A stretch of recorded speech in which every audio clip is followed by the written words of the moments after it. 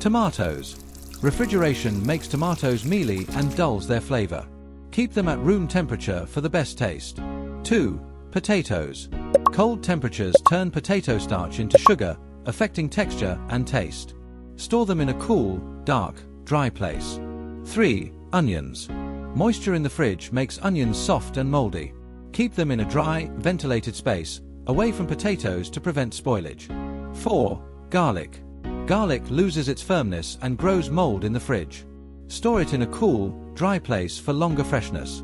5. Bread. The fridge dries out bread quickly, making it stale. Store at room temperature in a bread box or freeze for long-term storage. 6. Honey. Cold temperatures cause honey to crystallize and harden. Keep it in a sealed container at room temperature. 7. Coffee, beans and ground. Refrigeration creates moisture, ruining coffee's flavor and aroma. Store in an airtight container in a cool, dark place. 8. Bananas. Bananas turn black and won't ripen properly in the fridge. Keep them at room temperature until ripe. 9. Avocados.